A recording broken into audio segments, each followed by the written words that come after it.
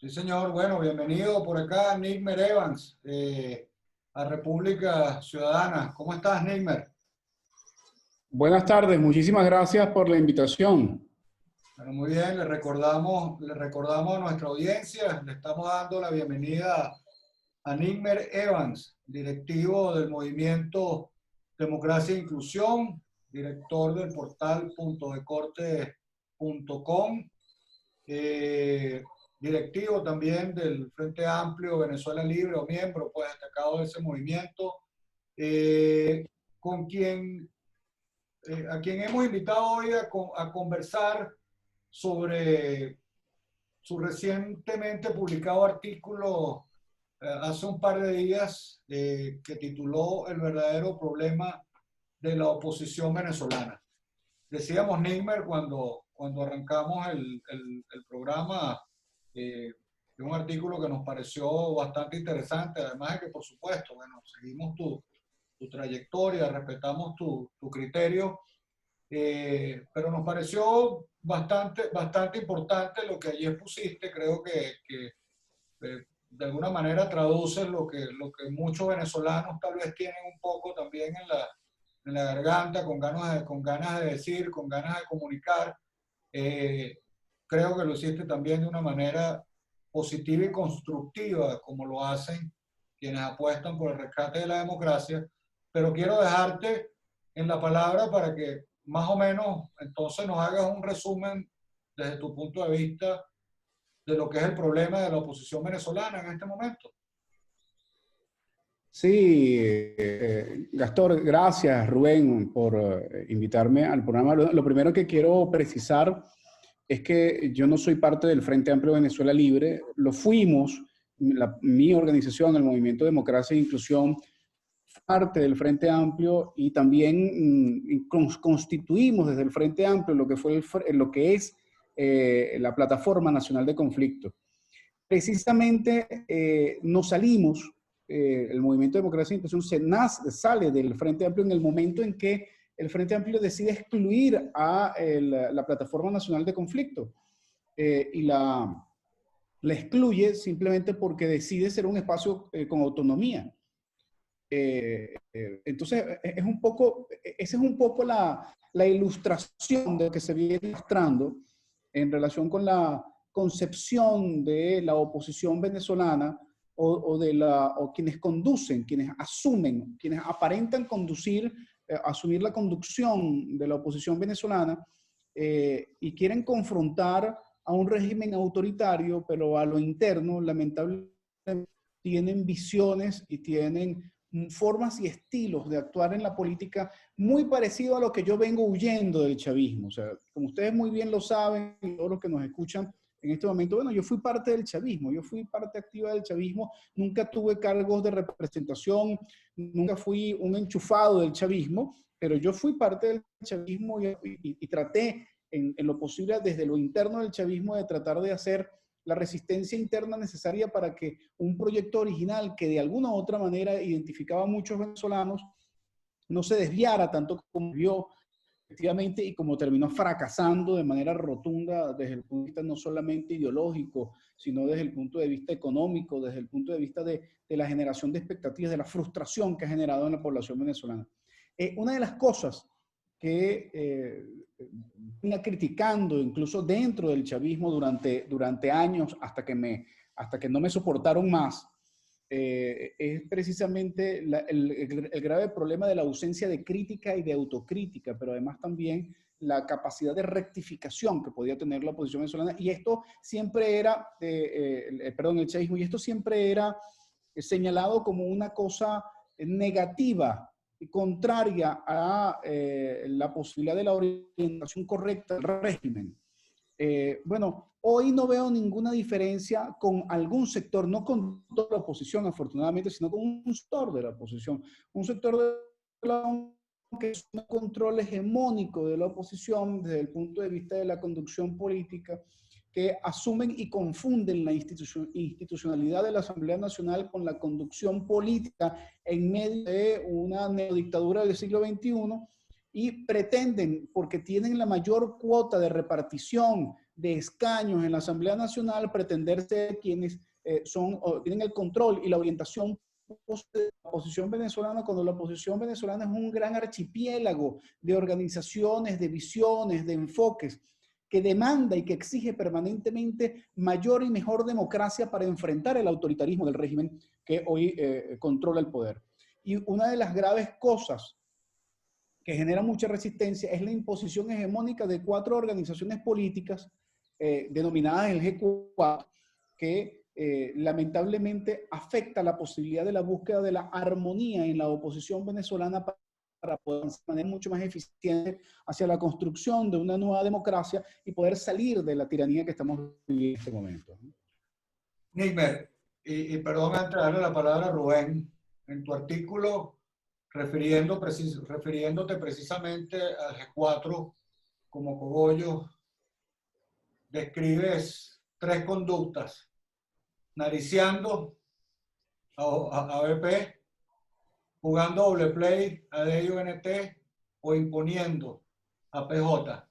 Eso me lleva inevitablemente a comentar una entrevista que recientemente le hicieron al reconocido historiador Elías Pino Iturrieta, donde inclusive él desconocía que este G4 tenga la verdadera conducción del proceso que representa a Juan Guaidó de la presidencia interina, e inclusive se atreve en esa entrevista a proponer que debe desintegrarse ese anillo o ese sector que rodea al presidente Guaidó y sustituirse por el G4.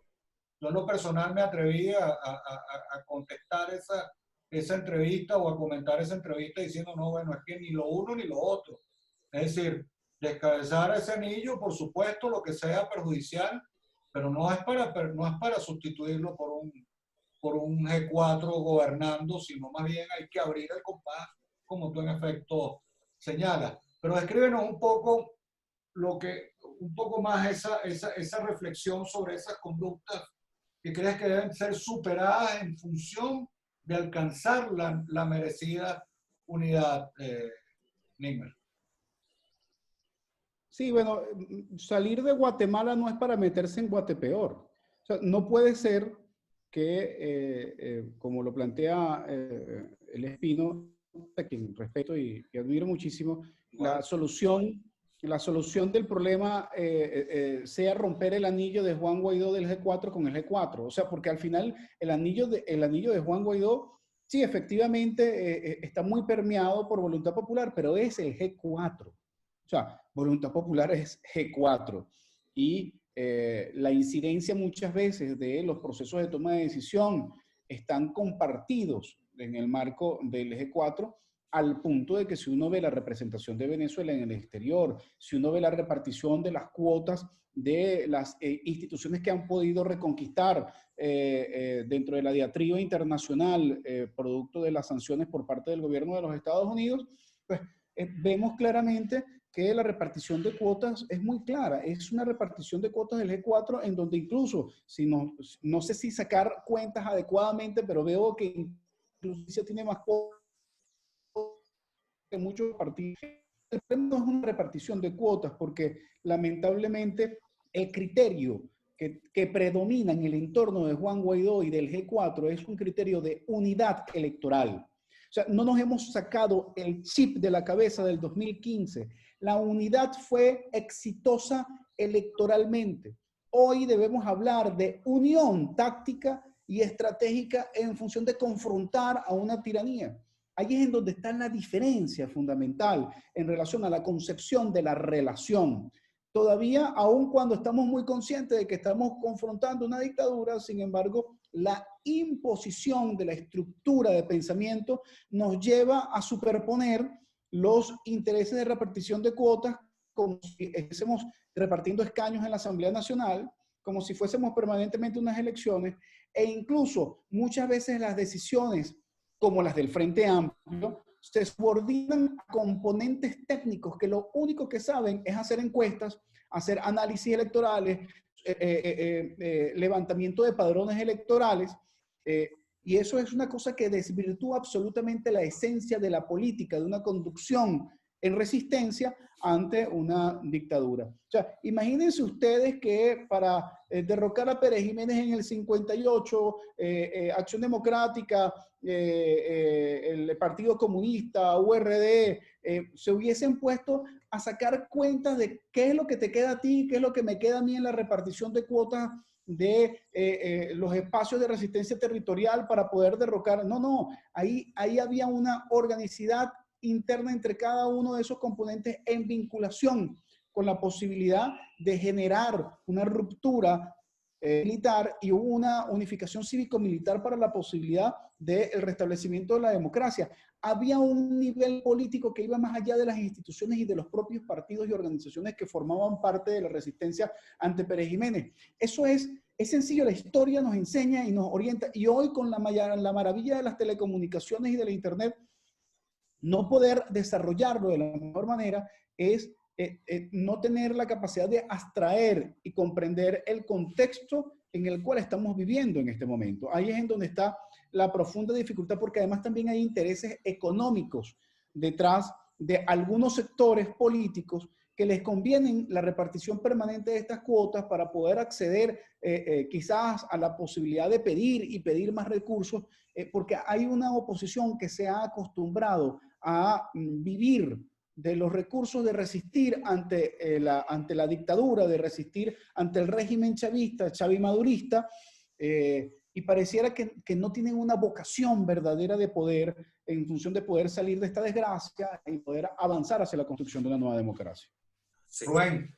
Le recuerdo a la audiencia que estamos hablando con Nickmer Evans, politólogo y un hombre pues que ha alertado con su artículo último, bueno, y ha venido haciendo realmente una labor pedagógica para crear precisamente una cultura política que nos permita realmente tener elementos trascendentes para poder salir del objetivo superior, pues precisamente que es volver a democratizar al país con bases ciertas y no caer en los vicios que de otra forma nos llevaron hasta acá, a esta tragedia por la cual atraviesa Venezuela.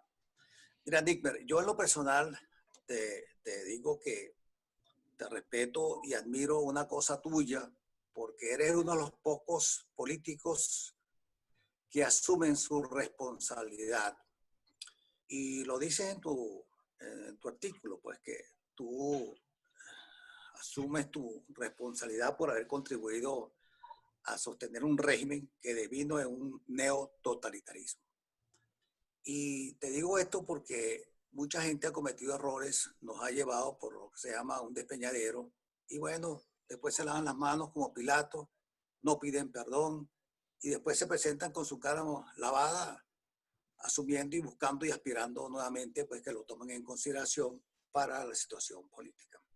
Entonces, bueno, mira, yo en concreto te quiero preguntar, dime, porque no solamente es caer solamente en el diagnóstico y en la tragedia que está viviendo la política venezolana, sino que me gustaría que nos diera un poquito más de luces cuando tú dices que el problema de fondo es de cultura política. ¿Realmente a qué te refieres? ¿Qué quieres posicionar con ese término?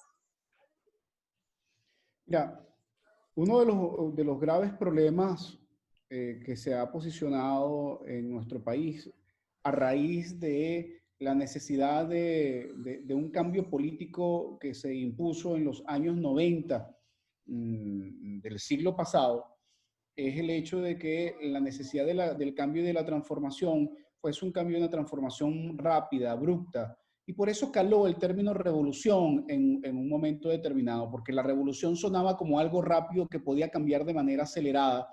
Y esas aceleraciones en momentos en donde hay condiciones económicas para aparentar generar cambios, son los nichos fundamentales de un problema central, que es el problema de la corrupción en Venezuela. Y el problema de la corrupción en Venezuela tiene una raíz aún más profunda, que es el problema ético, de la ética política.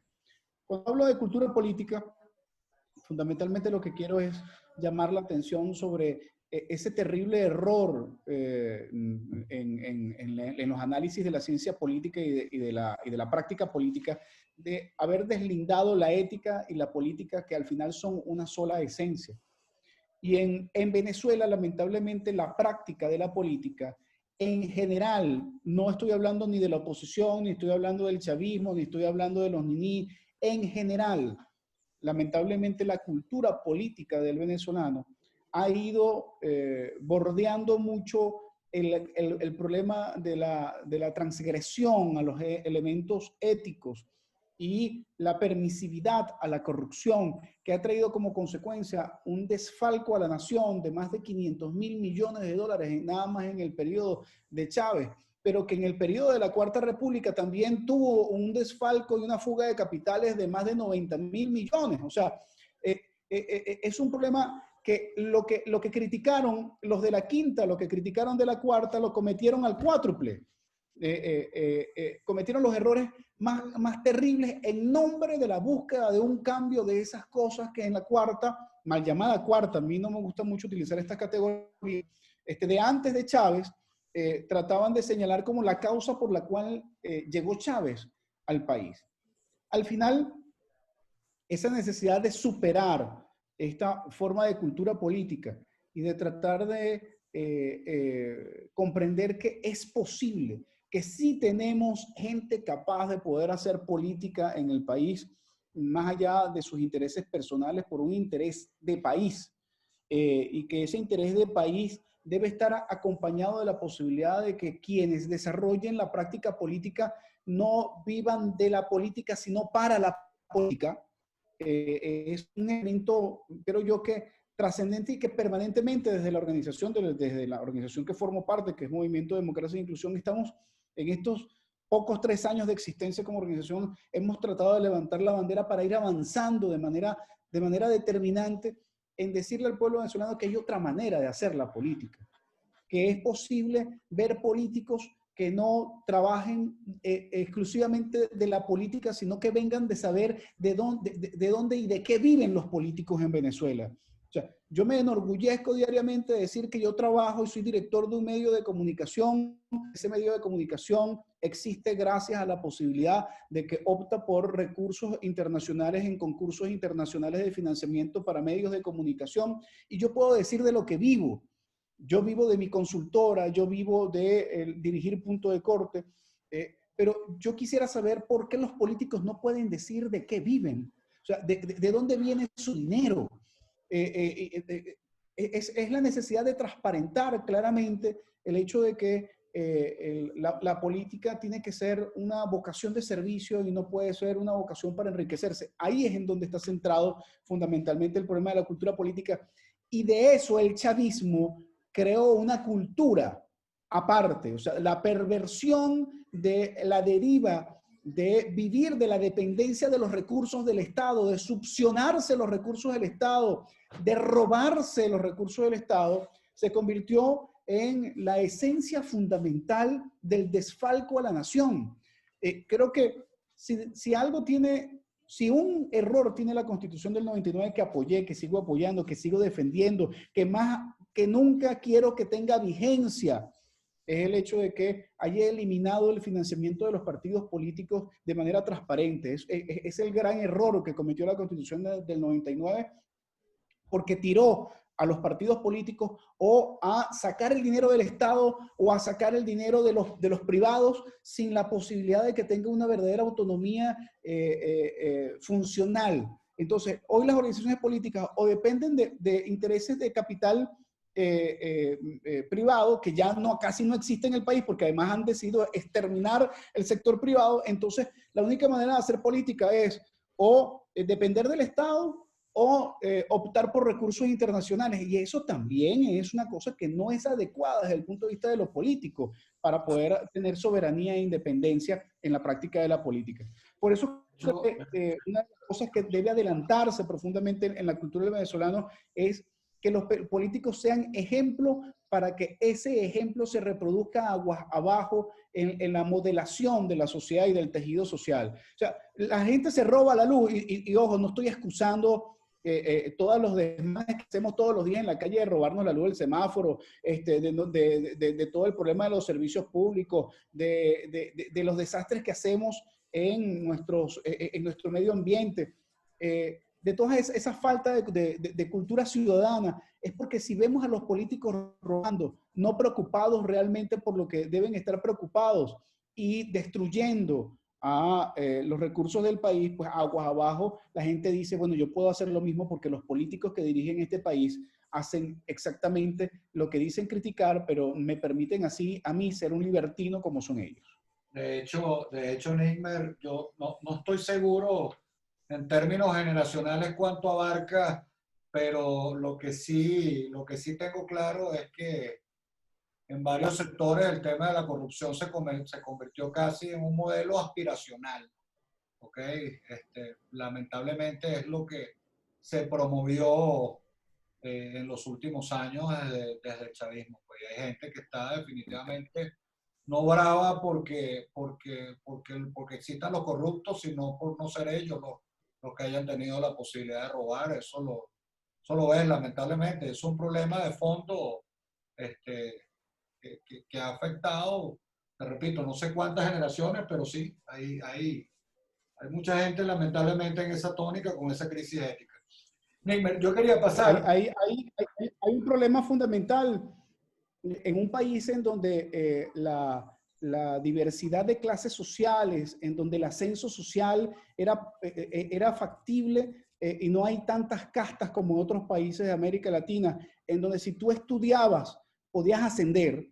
Hoy la desvaloración del hecho de tu poder estudiar y formarte y prepararte y capacitarte para poder crecer es una cosa abominable que genera que hoy nuestros muchachos deserten de la educación formal porque lo que aprenden es que hay maneras rápidas de enriquecerse que no son las del esfuerzo, de la formación, del aprendizaje, y eso desvirtúa una sociedad de manera profunda. O sea, uno de mis mayores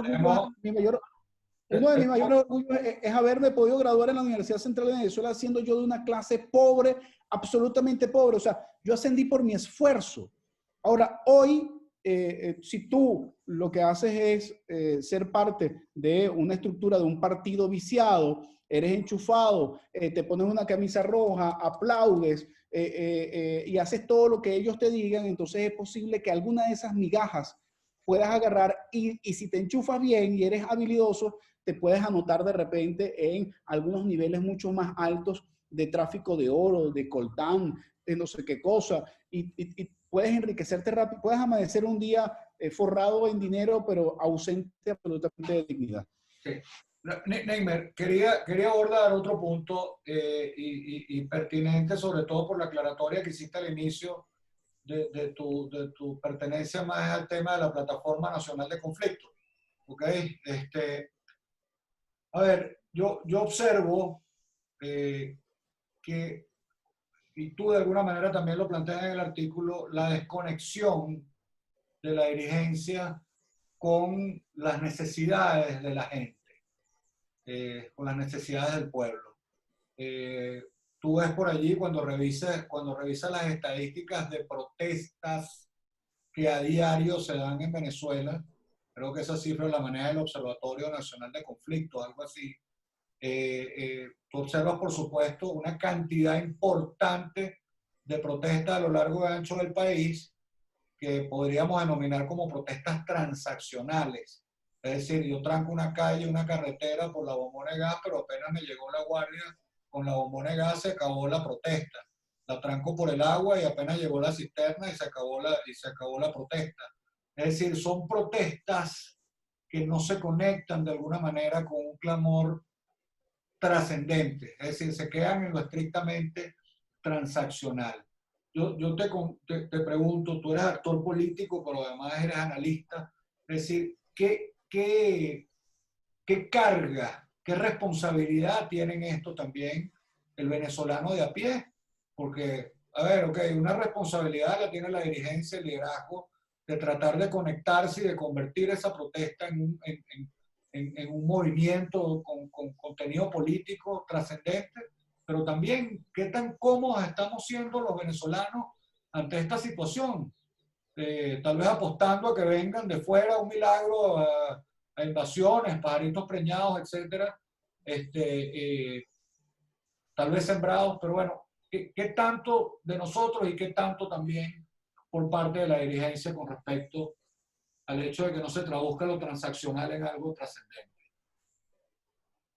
Bueno, yo creo que lo primero es que la gente está consciente de la necesidad de un cambio en el sistema político, pero si no hay una oferta confiable para este cambio, no hay una transacción en lo político. O sea, si lo transaccional, si esas protestas transaccionales terminan siendo por servicios y por necesidades básicas, difícilmente eso se va a transformar en la posibilidad de un nivel de protesta con conciencia y con acción política si no hay también una transacción posible en una oferta confiable desde el punto de vista político. Esto se dio el año pasado. O sea, el año pasado hubo una expectativa de transacción confiable desde el punto de vista político cuando surge y emerge Juan Guaidó y se genera la expectativa de que el cambio estaba cerca. Y millones de personas salieron a la calle a protestar ya no por el gas, como en el año 2018, no por el pernil, como en el diciembre del 2018, esa cosa tan nefasta de la gente protestando por un pedazo de pernil. No, la gente salió a protestar porque sentía que valía la pena lanzarse a la calle porque estábamos cerca de salir de esta desgracia. Hoy nuevamente ha mermado esa capacidad de poder estar protestando con una conexión y con un arraigo político porque se ha defraudado en parte la alta expectativa que se generó por parte de sectores políticos partidistas de que el final estaba cerca, de que venían los marines o de que ya se tenía transado todo con un sector de la Fuerza Armada y ya se iba a salir de Maduro de una vez y por todas. El haber defraudado esa expectativa genera la ruptura de una transacción, pero los problemas no dejan de estar. Y la gente sigue protestando por los problemas que sabe que puede medianamente tratar de resolver con la presión, porque pierde la expectativa de la resolución, de la movilización para la resolución del problema de origen, que es el problema del sistema político y del cambio del régimen neodictatorial del siglo XXI. Ahora, sí, a ver, perdón que te interrumpa, pero no hay una oferta política representada en el Plan País, por ejemplo. Bueno, el Plan País lamentablemente no llegó abajo, no llegó a la gente.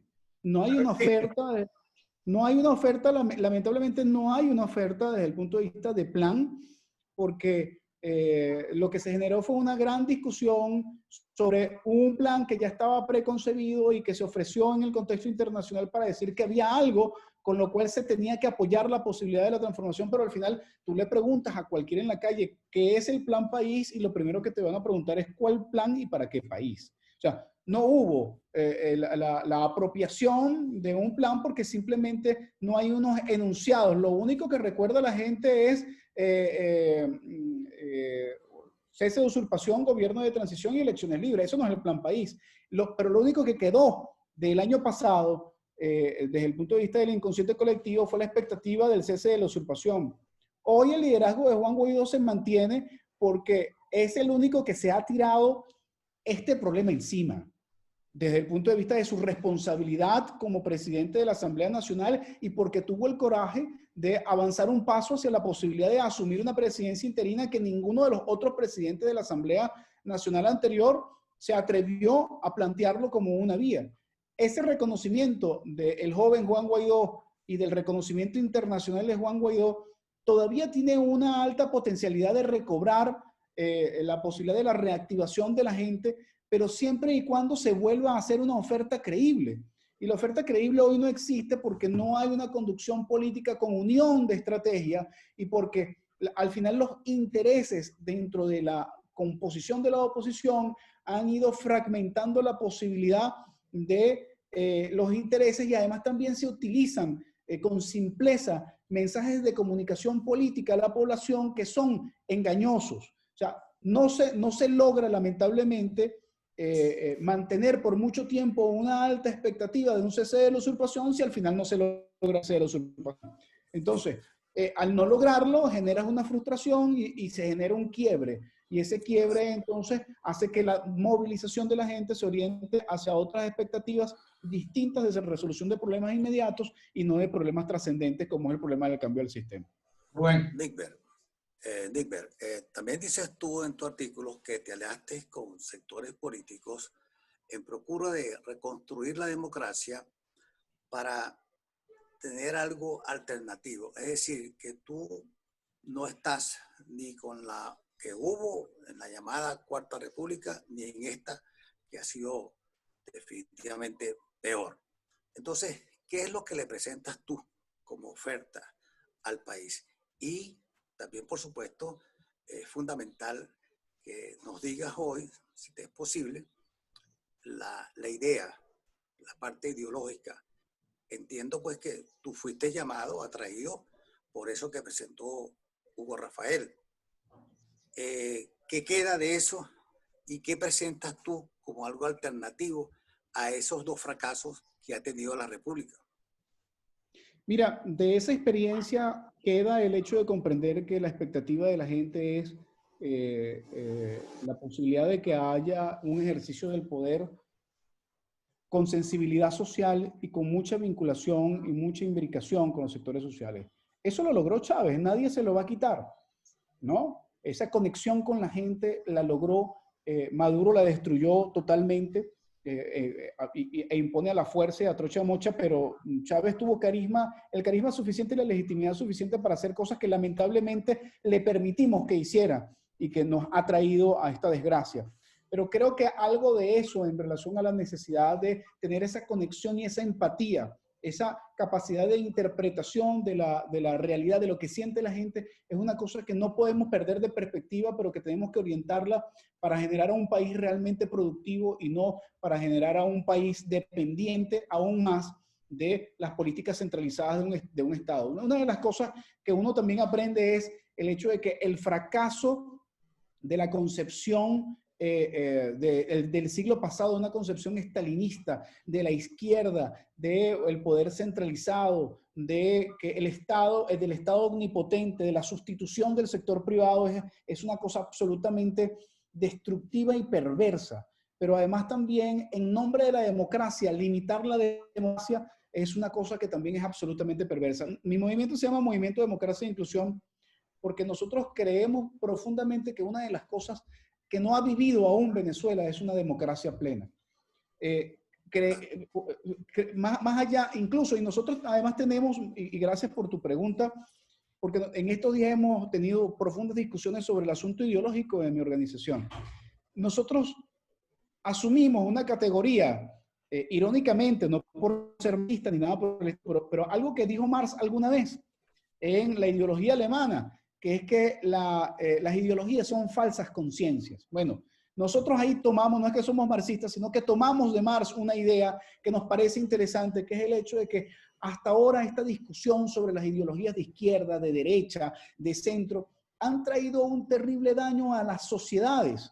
Y en Venezuela nos ha llevado a una hecatombe terrible, porque al final no hay mayor parámetro posible que la del desarrollo de la democracia y de la inclusión en un país que ha sido abandonado y que ha sido destruido en medio de una discusión estéril sobre si la izquierda, si el hombre nuevo, si hay gente mejor desde el punto de vista de su ideología, sin tomar en cuenta realmente su acción y los elementos éticos que acompañan la acción de estos individuos.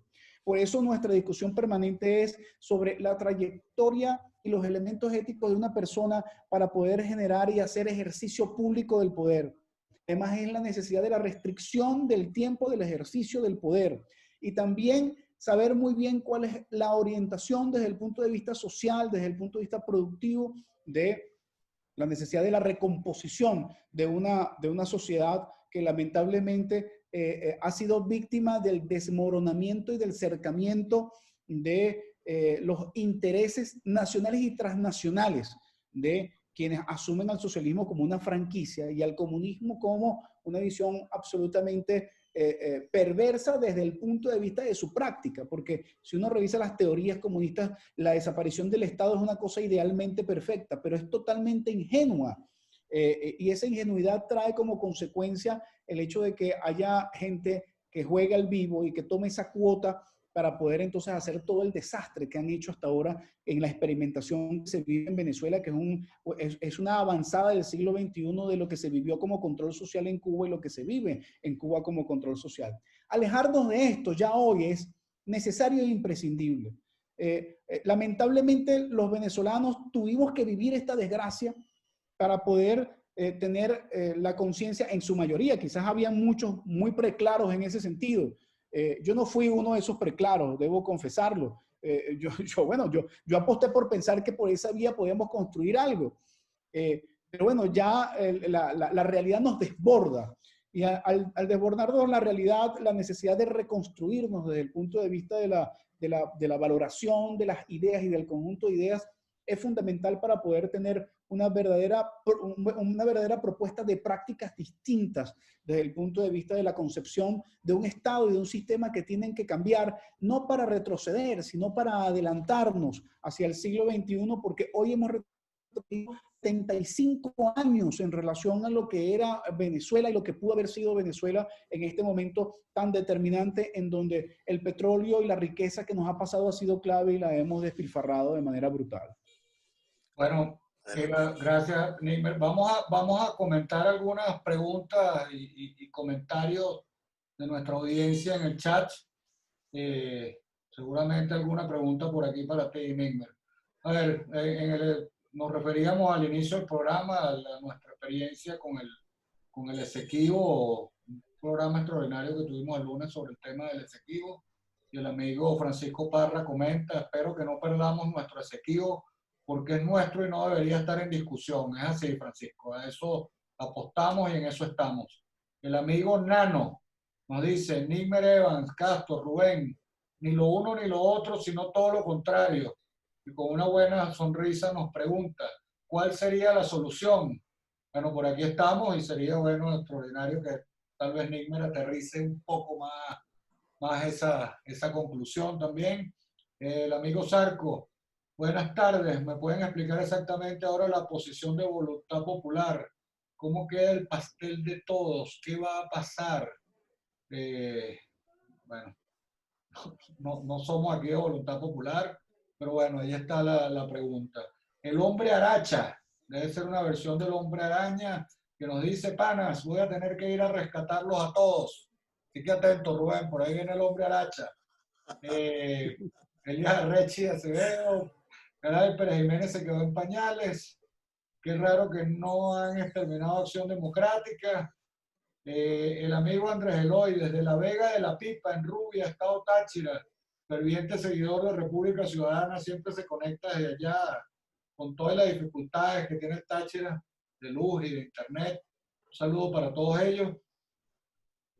Nos consulta, por favor, lo planteado no es si se va o no, sino que no aceptamos la farsa electoral que fraudulentamente el régimen ahora por irrita complicidad de la Fuerza Armada. Sería interesante referirte tal vez, Nigmer, al tema electoral, tema que nos ocupará sin duda la agenda de las próximas semanas, si no meses.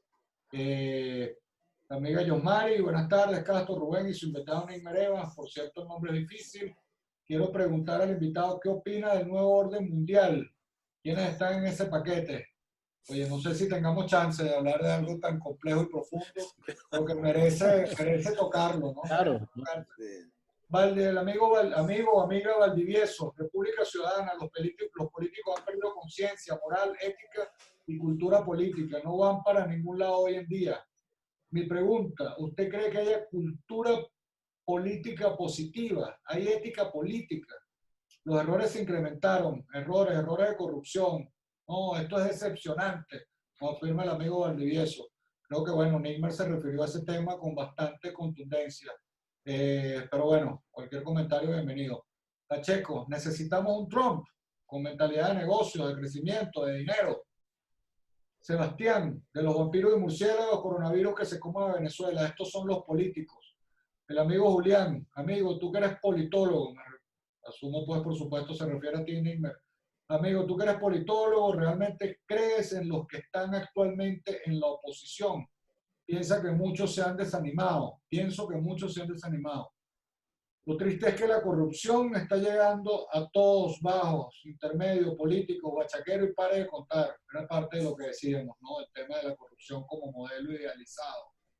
El amigo Andrés Eloy nuevamente, esto no es un problema político ni jurídico, porque no es un problema entre poderes, entre los ciudadanos. Es un problema de solución de un conflicto con personas extrañas. Julián, otra vez, este es un problema de conciencia, es un problema de carencia de formación, de ética, esto. Hemos caído en un caos. Roberto, qué triste historia. Las mentiras, yo diría las aventuras de una oposición desesperada que perdió el norte y que no fue claro. Y el amigo Roberto concluye, el plan país, ¿dónde? No lo veo. No ha bajado, por lo visto. Bueno, gracias a toda nuestra audiencia por sus preguntas, comentarios, siempre los apreciamos de sobremanera. Neymer, yo concluyo de mi parte haciéndote también esta pregunta porque creo que es importante. Ya tú más o menos lo referiste, aún hay tiempo de que Juan Guaidó de alguna manera entre en una nueva etapa de efervescencia que nos permita eh, eh, de alguna manera conquistar el objetivo de rescatar a Venezuela. Junto a eso y a todas las preguntas y comentarios de nuestra audiencia, te doy la palabra para que también recibamos de tu parte un mensaje para entender realmente si es posible, ¿ok? Reconducir las cosas. El panorama es complicado, lo sabemos. Claro. Pero ¿Sabes qué? Me han pedido que, claro, porque hemos hecho un análisis importante desde el punto de vista trascendente, pero me han pedido aterrizar y eso también para nosotros es importante. claro.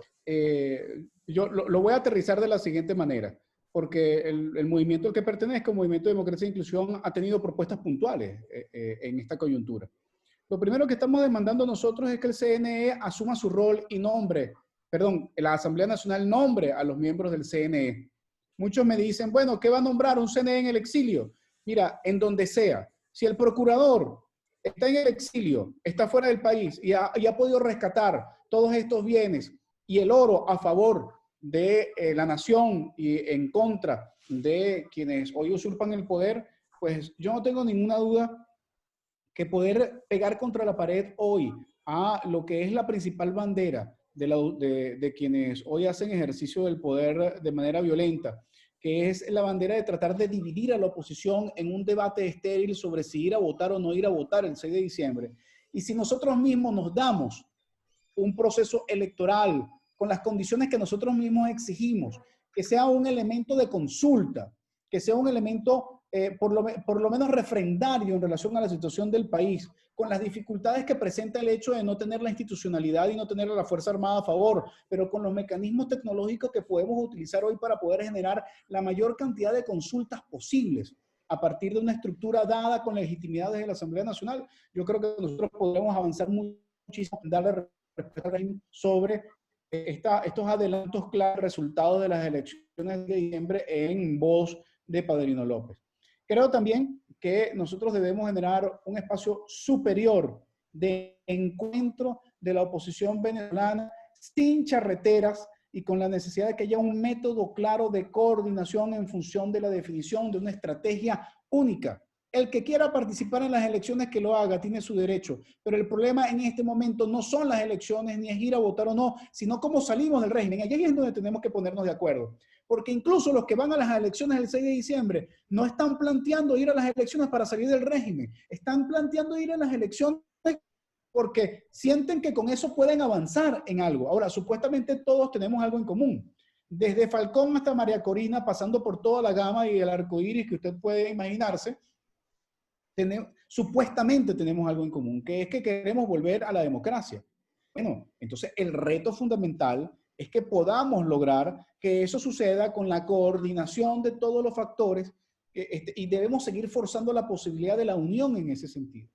Creo además que es importante que nosotros podamos sincerar el rol de cada una de las instancias que existen en este momento y poder orientar hacia el hecho de ratificar que la mejor manera de asumir la conducta ante el régimen es a través de la rebelión. Y la rebelión no es solamente una actitud, sino un derecho establecido en el 350 de la Constitución.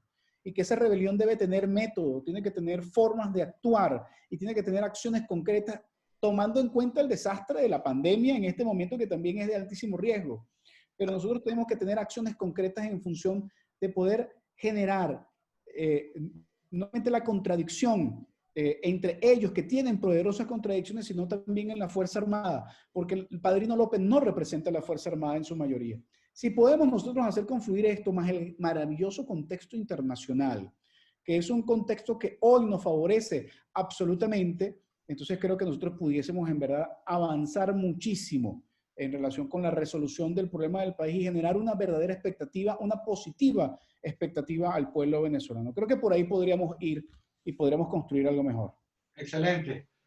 Bueno, nosotros desde esta tribuna y desde nuestra ONG, humildemente, además viendo el vaso medio lleno, apostamos a que esta difícil, digamos, coyuntura con todo este tema de secuestro de las siglas de los partidos o de los partidos en sí, este nuevo reto que ha planteado el gobierno, esperamos que se convierta también en una oportunidad para amalgamar, ¿ok?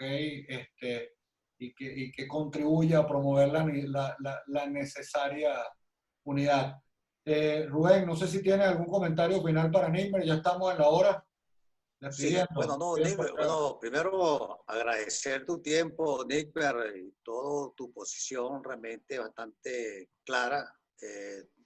Tienes que ser nuevamente invitado porque quedaron muchos puntos, porque No, claro. yo no solamente me quedo en la parte del diagnóstico, de la parte de los planes, sino cómo articular eso, ¿no? Porque definitivamente hay algunas ideas que incluso que se pueden tomar de la parte de la gerencia para ponerle en práctica en esto, porque definitivamente no solamente es el voluntarismo de querer salir de las cosas, sino es cómo se come eso, cómo se traduce eso, cómo se materializa eso.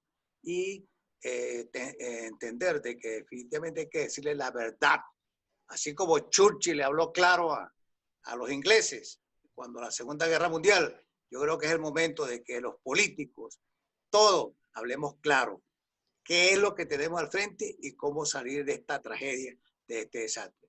Realmente fue un placer, Nímer, y Gracias, bueno, gracias, a toda nuestra radio escucha, realmente gracias por escucharnos, y bueno, no nos queda otra que despedirnos hasta el próximo miércoles con otro tema de alta trascendencia.